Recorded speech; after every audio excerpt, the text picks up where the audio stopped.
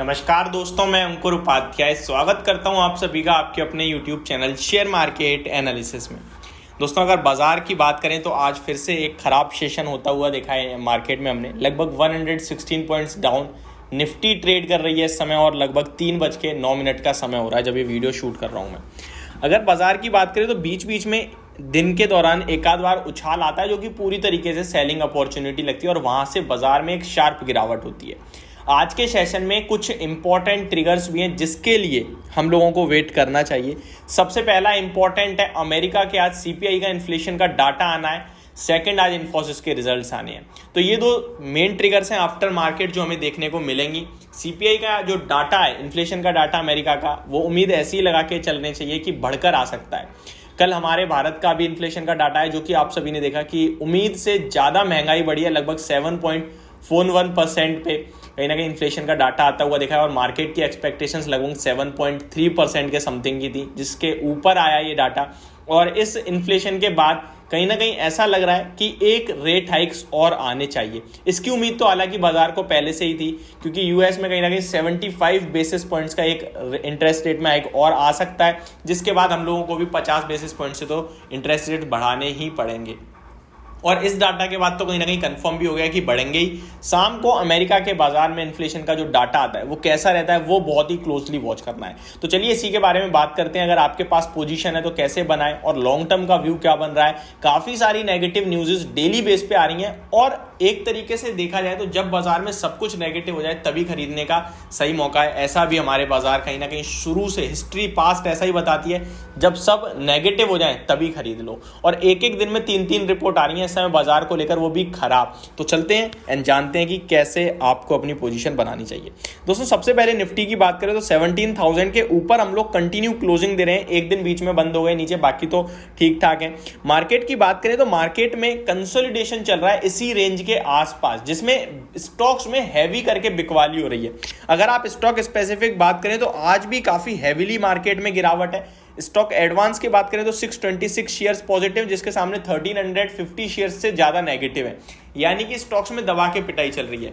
FIIs का selling figure रुकने का नाम नहीं ले रहा है। एंड अगर मैं कल की बात करूं तो कल तो फिर भी एक छोटा सा डाटा आया है।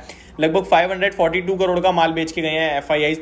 लेकिन अगर आप परसों की बात करें तो 4,500 करोड़ से बड़ा माल बेच कर गए हैं लगभग 10 अक्टूबर को देखें तो 2,100 करोड़ की सेलिंग करी है। 7 अक्टूबर की बात करूं तो 2,200 करोड़ की सेलिंग करी है, जिसके सामने डीआईआईज खरीदारी भी कर रहे हैं, बट फिर भी बहुत ही ज्यादा मुकाबला नहीं हो पा रहा है। डीआईआईज कल के सेशन में 85 करोड़ का माल लेके गए केवल।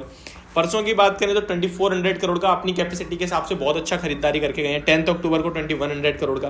तो ये डाटा है। अगर मैं मंथली बेसिस पे आप सभी के साथ शेयर करूं कि मंथली बेसिस पे एफआईआई और डीआईआईज क्या कर रहे हैं, तो अगर मैं मंथली बेसिस पे एफआईआईज का बताऊं तो अक्टूबर मंथ में अभी स्टार्टिंग ये फर्स्ट हाफ कहीं ना कहीं फर्स्ट 15 डेज चल रहे हैं, लगभग 7,300 करोड़ की सेलिंग ऑलरेडी हो चुकी है। सितंबर में 18,000 करोड़ की सेलिंग हुई है। वहीं डीआईआईज की बात करें तो इस मंथ में लगभग 5,600 करोड़ की बाइंग करी है और सितंबर में 14,000 करोड़ की बाइंग करी है। यानी कि हम लोग पूरी तरीके से कोशिश कर रहे हैं, बट हमेशा थोड़ा फिगर कमी आ रहा है, इसीलिए कहीं ना कहीं बाजार बचे हुए हैं। अदरवाइज बहुत बड़ी गिरावट ऑलरेडी हो चुकी होती। अब बात करते हैं निफ्टी के लेवल्स को लेकर। तो दोस्तों, जो बॉटम है निफ्टी का इस समय गिरावट का वो है 16,900 के समथिंग का।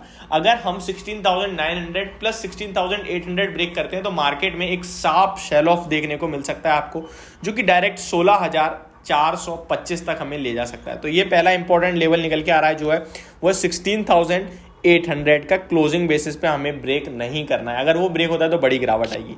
शाम को इन्फ्लेशन का डाटा क्लोजली वॉच करना है और उसके बाद अमेरिका के बाजार कैसे रिएक्ट करेंगे वो वॉच करना है। अब मैं आपको 3 मेन ट्रिगर जो अभी हम देख सकते हैं उनको देखते हैं कि कैसे संकेत आ रहे हैं वहां से। तो ग्लोबली बाजार तो कहीं ना कहीं अच्छे दिख रहे हैं अभी के सेशन में। बाकी मैं रुपए की बात करूं तो रुपए में कहीं ना कहीं 6 पैसे की कमजोरी है, जो कि चलिए ठीक है यार, ज्यादा बड़ी कमजोरी नहीं है, 6 पैसे की है।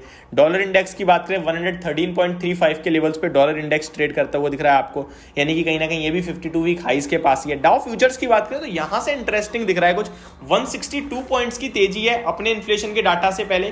तो ये ऐसा लग रहा है कि आज अच्छा सेशन रहना चाहिए, बट ये सब केवल देखने के लिए 6 बजे जब इन्फ्लेशन का डाटा आएगा उसके बाद जो होना है वो होगा मेन। उससे पहले तो जो भी दिख रहा है फ्यूचर्स वो अलग बात है। अब उम्मीद कैसी है वो मैं आपको बता दूं।